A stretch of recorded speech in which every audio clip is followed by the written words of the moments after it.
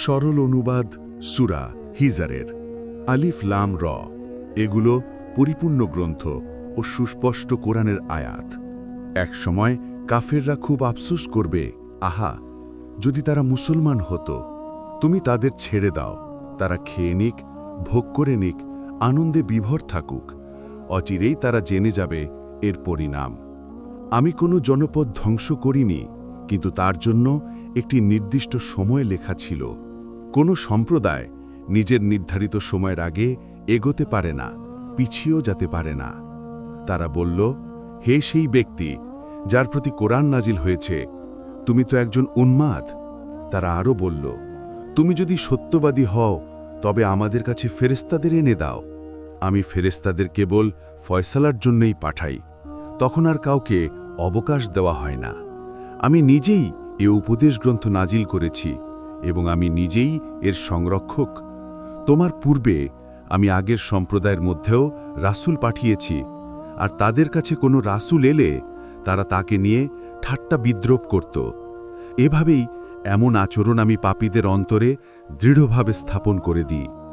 তারা কখনো বিশ্বাস করবে না, আগের লোকেরাও এমন করত।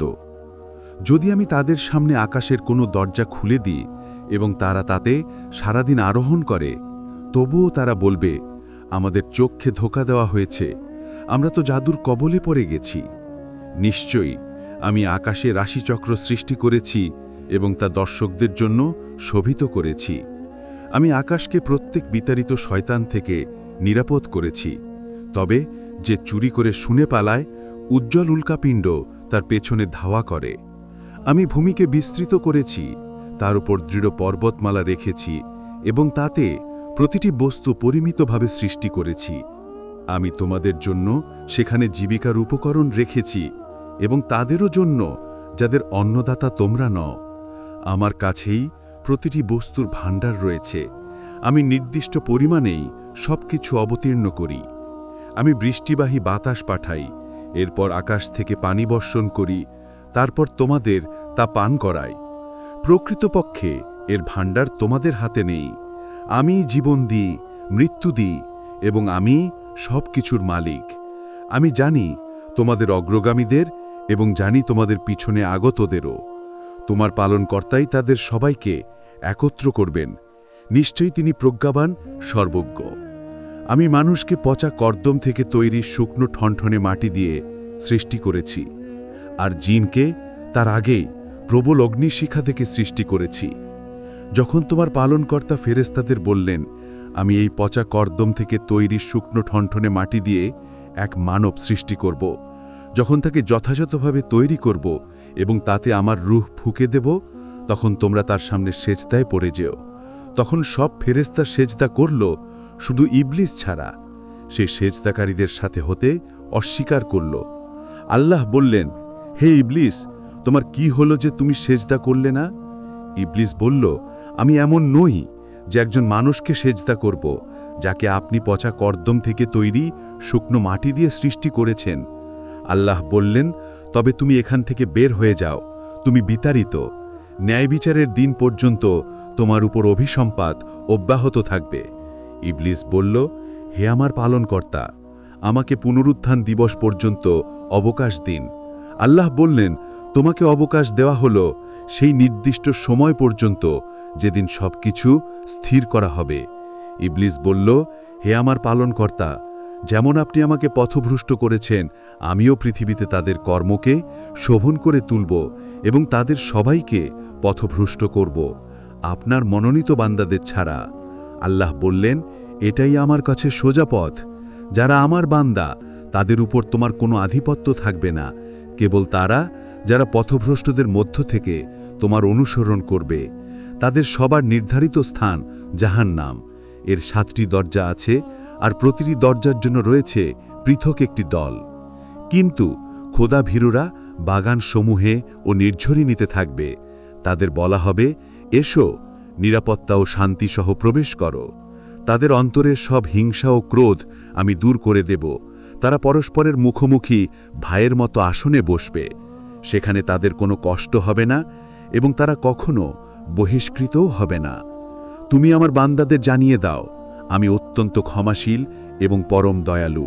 আর এ কথাও জানিয়ে দাও, আমার শাস্তি যন্ত্রণাদায়ক শাস্তি। আপনি তাদের ইব্রাহিমের মেহমানদের অবস্থা শুনিয়ে দিন, যখন তারা তার গৃহে আগমন করল এবং বলল, সালাম। তিনি বললেন, আমরা তোমাদের ব্যাপারে ভীত। তারা বলল, ভয় করবেন না, আমরা আপনাকে একজন জ্ঞানবান ছেলে সন্তানের সুসংবাদ দিচ্ছি। তিনি বললেন, তুমি কি আমাকে এমত অবস্থায় সুসংবাদ দিচ্ছ যখন আমি বার্ধক্যে পৌঁছে গেছি? তারা বলল, আমরা আপনাকে সত্য সুসংবাদ দিচ্ছি, অতএব আপনি নিরাশ হবেন না। তিনি বললেন, পালনকর্তার রহমত থেকে পথভ্রষ্টরা ছাড়া কে নিরাশ হয়?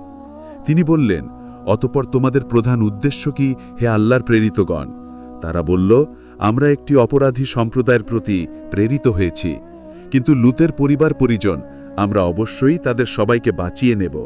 তবে তার স্ত্রী আমরা স্থির করেছি যে সে থেকে যাওয়াদের দলভুক্ত হবে। অতঃপর যখন প্রেরিতরা লুতের গৃহে পৌঁছল, তিনি বললেন, তোমরা তো অপরিচিত লোক। তারা বলল, না, বরং আমরা আপনার কাছে ওই বস্তু নিয়ে এসেছি যে সম্পর্কে তারা বিবাদ করত, এবং আমরা আপনার কাছে সত্য বিষয় নিয়ে এসেছি, এবং আমরা সত্যবাদী। অতএব আপনি শেষ রাত্রে পরিবারের সকলকে নিয়ে চলে যান, এবং আপনি তাদের পশ্চাৎ অনুসরণ করবেন না, এবং আপনাদের মধ্যে কেউ যেন পিছন ফিরে না দেখে। আপনারা যেখানে আদেশপ্রাপ্ত হচ্ছেন সেখানে যান। আমি লুতকে এই বিষয়ে পরিজ্ঞত করে দিয়েছিলাম যে সকাল হলেই তাদের সমূলে বিনাশ করে দেওয়া হবে।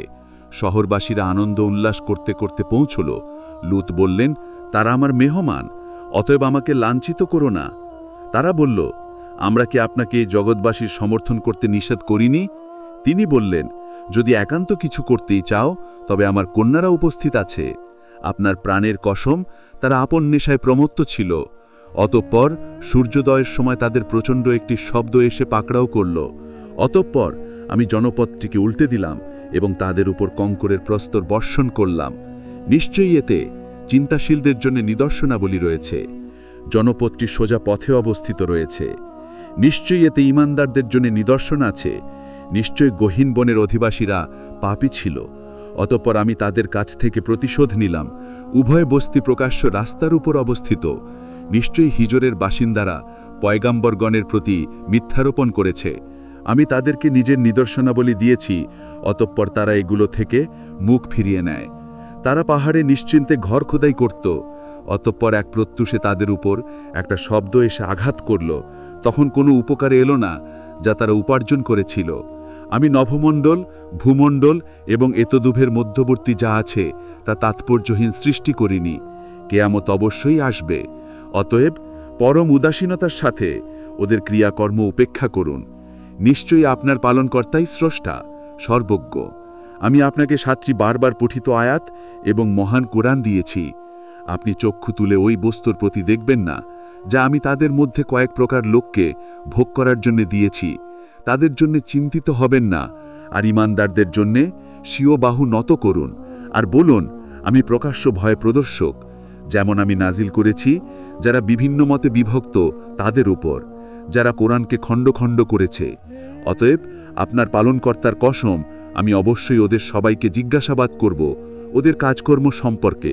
অতএব আপনি প্রকাশ্যে শুনেই দিন যা আপনাকে আদেশ করা হয়, এবং মুশরিকদের পরোয়া করবেন না। বিদ্রুপকারীদের জন্যে আমি আপনার পক্ষ থেকে যথেষ্ট। যারা আল্লাহর সাথে অন্য উপাস্য সাব্যস্ত করে, অতএব অতি সত্বর তারা জেনে যাবে। আমি জানি যে আপনি তাদের কথাবার্তায় হতাশ হয়ে পড়েন।